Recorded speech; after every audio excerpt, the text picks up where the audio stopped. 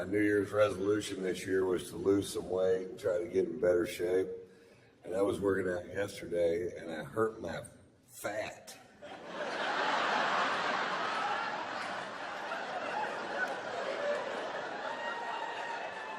I sprained my fat roll.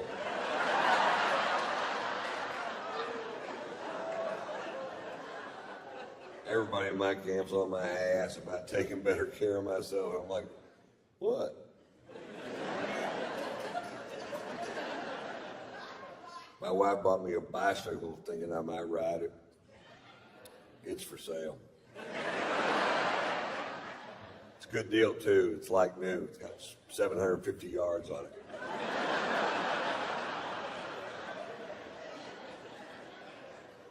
My wife wants me to start doing yoga with her, and I said, wait, baby, I'm not that flexible. And she goes, you can bend over and touch your toes, can't you? I said, the only way I can touch my toes, somebody cuts them off and hands them to me.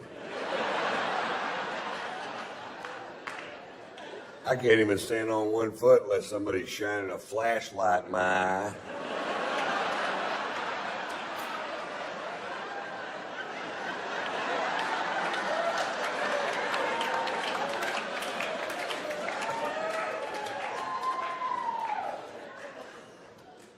I thought this was funny. We were at my wife's yoga school the other day, and they have a vegan restaurant there, and my wife goes, why don't we eat here? We've never eaten here. And I said, fine, let's eat here, because this dick won't suck itself. It's all about compromise, folks. And I take my tray around to all the bean sprout piles, and I get to the cash register, and my tray is empty. And the purple dreadlock kid that runs the cash register goes, Mr. White, aren't you going to have something for lunch? And I said, there's just nothing here that I eat. He picks up a piece of carrot cake, wraps it in cellophane, he hands it to me. He goes, try this. It's vegetarian. The carrot cake is vegetarian? Yeah. So you mean to tell me there's no ham in this? Because my mother makes a meat lover's carrot cake. It's got sausage, pepperoni, hamburger meat. Not really heart healthy. She serves it with a Lipitor and a stent.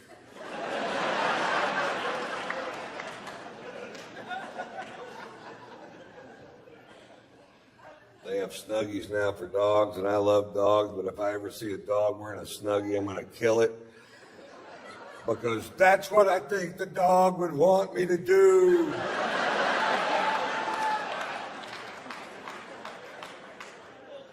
I think if all dogs go to heaven, Michael Vick's going to be a little nervous if he makes the cut.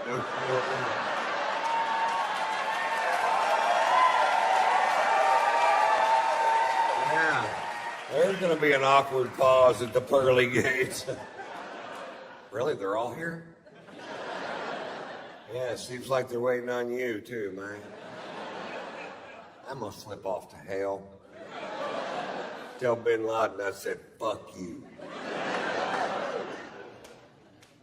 We got Bin Laden, man. It took 10 years. It wasn't exactly a calf rope. He was in that house for 6 years with 5 wives. I would have shot my fucking self. I'd have had my head out the window screaming at drones, going, I'm over here!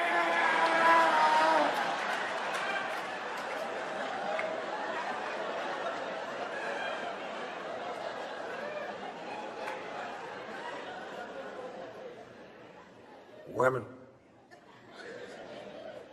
We have a little French bulldog named Pearl, and the other day my wife said, I finally figured it out. That dog is jealous of me. That dog loves you so much, she can't stand it if I'm in the same room with you. And I said, oh, don't be ridiculous. And she walked into the kitchen, and when she did, Pearl jumped on my stomach and said, I can have all your babies at the same time.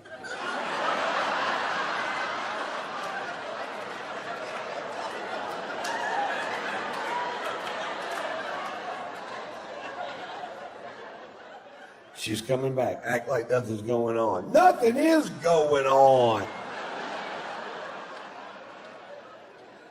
I didn't know whether to buy more of that weed or never smoke it again.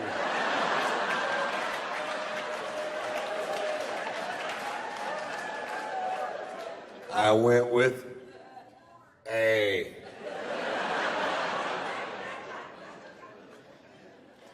I got busted with weed in Florida last year. Less than a gram of weed. And they took my happy ass to jail. I've been partying in Florida for years. I didn't even know they had laws. Looks to me like everybody just run amok down there. And I'll run amok with you. I will run the fuck out of amok with you.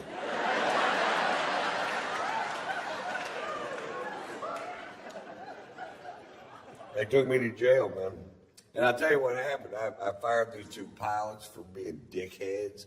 And there was these dickheads. They started following my plane around on a software called FlightAware. And if you know the tail number, you can follow any plane in the world anywhere it goes. And then right before I'd landed in a town, they called the cops, tell them it's a drug plane. So the cops would come fuck with me. It's pretty fucking funny. Then they were on the news in Atlanta, where I live. Both of these assholes live on the news going, Ron White is out of control. He gets drunk on his plane. He smokes pot on his plane. He has sex on his plane. I'm like, this is my plane we're talking about, right? Not like I did that shit on a Delta flight, for fuck's sake.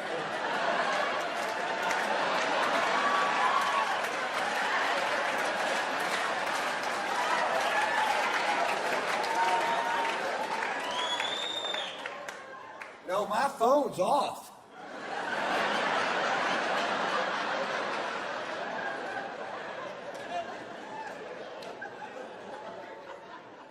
My wife got pissed at me when I got busted with that weed, and she smokes pot. What the fuck is up with that? I come home, she goes, you smoke too much pot. I said, oh, let me get this straight. You smoke the correct amount of pot.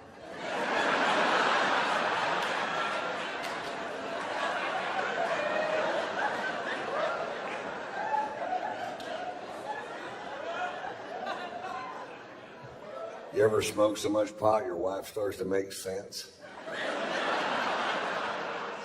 Me either.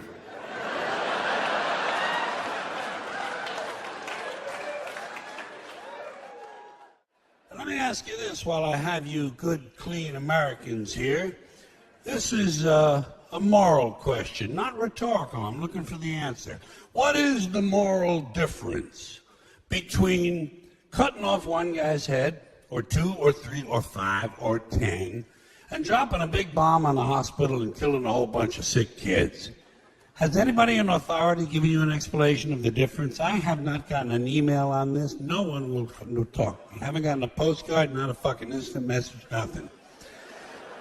Now, in case you're wondering why I have a certain interest and fascination, let's call it, with torture and beheadings and all of these things I've mentioned, it's because each of these items reminds me in life, every time one of them occurs, it reminds me over and over again what beasts we human beings really are. You know, when you get right down to it, human beings are nothing more than ordinary jungle beasts, savages, no different from the Cro-Magnon people who lived 25,000 years ago in the Pleistocene forest eating grubs off of rotten logs. No different. Our DNA hasn't changed substantially in 100,000 years. We're still operating out of the lower brain, the reptilian brain, fight or flight, kill or be killed. Now, we like to think we've evolved and advanced because we can build a computer, fly an airplane, travel underwater. We can write a sonnet, paint a painting, compose an opera. But you know something? We're barely out of the jungle on this planet. Barely out of the fucking jungle. What we are is semi-civilized beasts with baseball caps and automatic weapons. And this civilization of ours that we're so proud of, this civilization with its so-called civilized behavior, you ever stop and realize how fragile all this is? How fragile the whole structure, how easily it could all just break right down? Just break right down. Wouldn't take much. Probably happened in less than 2 years. Wouldn't take much to throw us right back into barbaric times. All you'd have to do would be eliminate electricity. That's all. But completely eliminate electricity. So, no electricity, no lights. You're back to candles and lanterns, campfires and bonfires. Batteries couldn't be recharged. Generators couldn't be refueled because fuel is pumped electrically. So is water, by the way. So no lights, no fuel, no water, no computers. And computers run everything.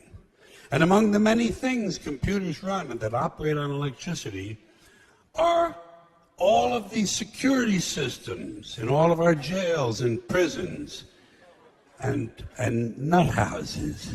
So suddenly, without electricity, all across America, the gates and cell doors of penitentiaries and mental institutions would fly open. And out would come all of our old friends. The ones who've been away at camp. Serial killers, mass murderers, felony rapists, armed robbers, carjackers, home invaders, thieves, burglars, kidnappers, sadists, pedophiles, sexual predators, pimps, pushers, pornographers, speed freaks, crackheads, sick, junkies, all the ethnic street gangs, black, Spanish, and Asian gangs, Japanese Yakuza, Russian mafia, neo-Nazis, white supremacists, Sicilian hitmen, Italian mobsters, Jamaican and Colombian drug gangs. And those are just the ones we caught. Let's not forget their counterparts still on the outside right now, waiting to hook up with their prison buddies so they can start a new organization, the American Federation of Sociopaths. Just what the country needs, another special interest group. 8 to 10 million of them there'd be, counting all the parolees and all the probationers and the ones who've never been caught. 8 to 10 million bitter, angry, violent, sexually hyperactive alpha males with nothing to do. No hobbies, no medications, no scruples. Just a bunch of bad guys looking for a good time. Maybe dropping by your house. Hi, hope we're not intruding. Got any beer? Oh, good. Well, I got about 1,400 really thirsty guys here. How about women? Got any women? Oh, just your wife, huh? Well, I think we can make that work. Now, boys, there's a lady here, so I want you to mind your manners and wait your turn. Police wouldn't help you. They'd be gone at the first sign of trouble. They'd be home protecting their own families. So would the Army and the National Guard. You'd be alone. You'd be on your own. You'd be SOL and JWF. Shit out of luck and jolly well fucked. Shit out of luck and jolly well fucked. After a couple of years of living like that, beheadings would be the least of your problems. People would be lining up to be beheaded. So let's get back to suicide, which now seems like a reasonable alternative.